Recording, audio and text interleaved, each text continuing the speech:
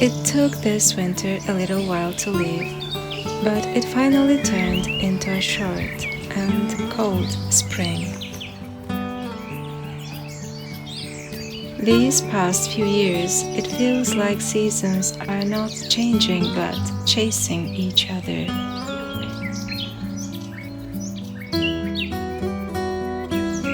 Cold and hot weather follow in turns with almost no prelude.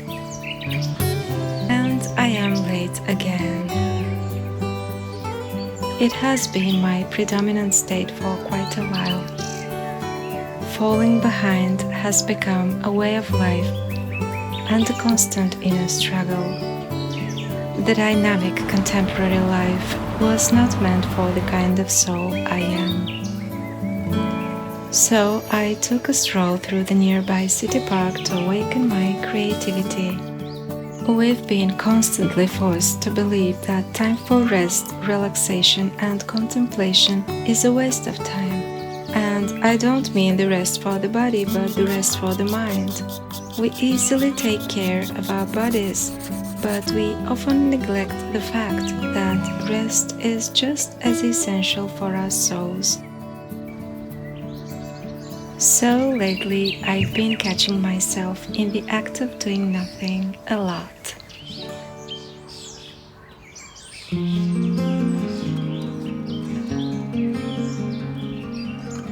A walk in the park can be a very good way of doing nothing.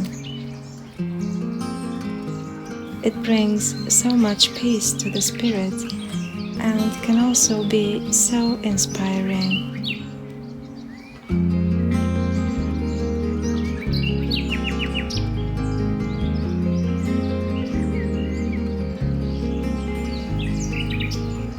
I think it was this walk that made me realize how dismissive I had been of wildflowers.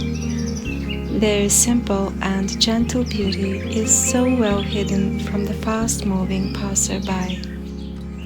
Like it's only now that I see their impressively vast diversity of shapes and their fragility too.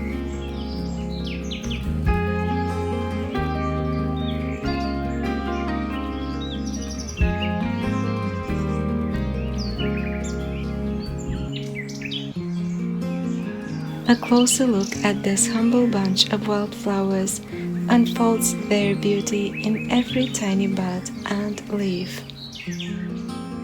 And though they wouldn't easily catch an eye in nature, where one can hardly even spot them, when put together they can manifest a real kaleidoscope of beauty and inspiration.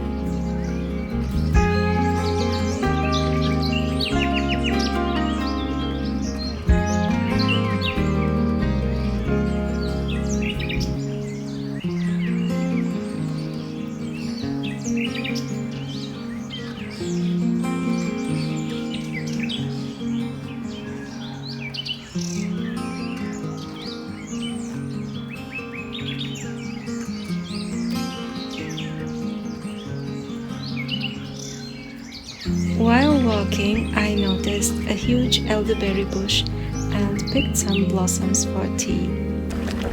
Not the perfect source for picking herbs, but I couldn't help it and decided to make an exception.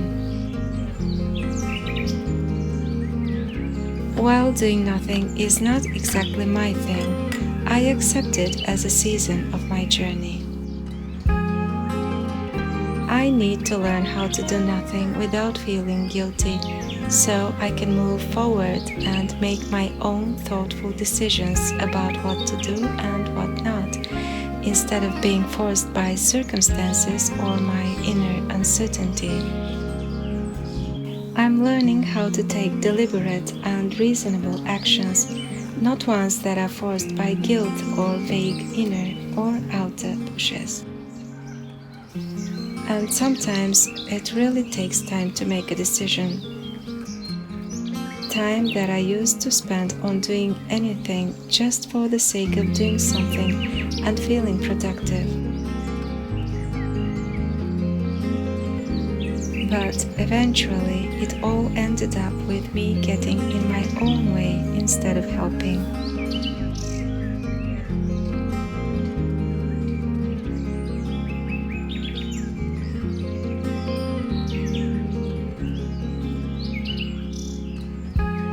You might say it's a bit too late to learn these lessons, and you'd be right. But life did not lay so many options in my path when I was younger. Now that the kids have grown, my duties have lessened, and I am trying to tame that chaotic urge to catch up with life as though I've been missing it.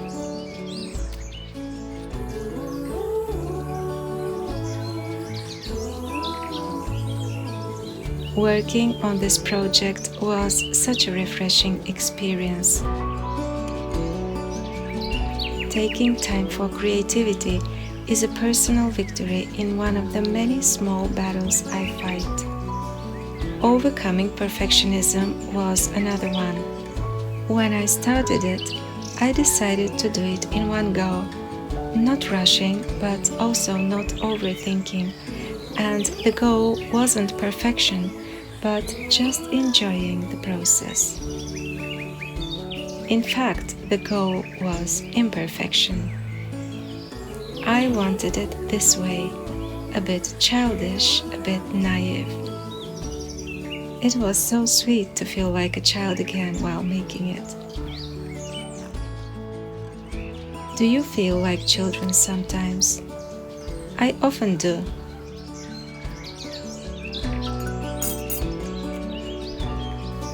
This was the most fragrant tea I've ever had in my life. I did use quite a fair amount of elderflower, but still I didn't expect this result.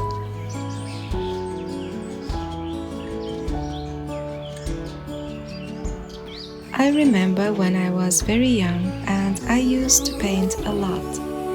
And I wanted to become an artist, but there wasn't any art school in the region where I lived, so there was no one to teach me. I could do nothing but paint the way I felt it from the inside. There was no digital photography, and the easiest way to capture a moment was to simply draw it. There's a story behind each one of my drawings from that time, and these stories are much longer and a lot more heartfelt than the stories photographs tell. I will tell you some of them sometime. When I started this project, I wanted to make something very, very small and simple. I hadn't done calligraphy for quite a while and just wanted to start somewhere. A small beginning, free of pressure for flawlessness. Just to create something for myself. Something that would bring me joy despite its flaws. Just like life on this earth.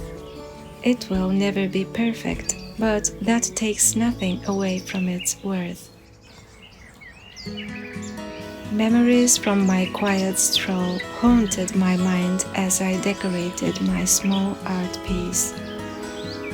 I think they will stay much longer than any other memories from a walk so far.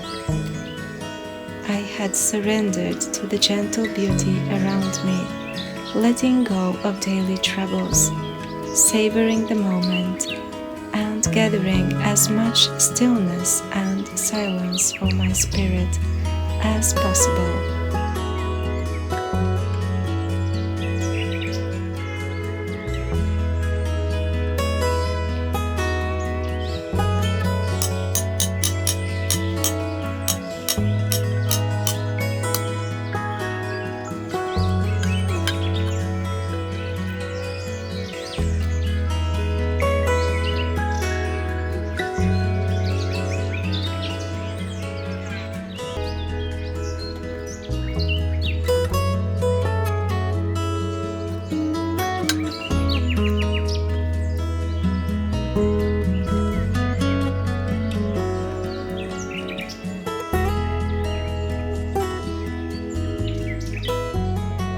came upon this quote on Pinterest and it hit me right away.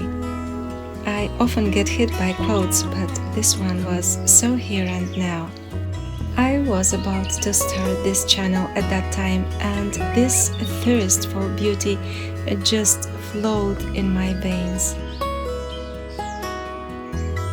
When I decided to recreate this quote in my own way, getting rid of pressure for perfection, this tiny little thought crept into my mind. Will it be beautiful if so imperfect? You can do it so much better. Of course it will. It will shine with its inner light, because it will reflect my genuine inner self with no makeup. My childish self. Not the one in the box of social criteria, but the one that lives in the temple of the hand and heart.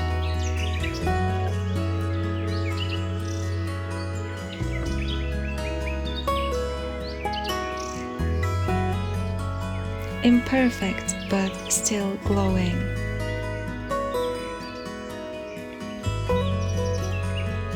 I think this is the best motto for my videos. I just want to make beautiful things, even if nobody cares.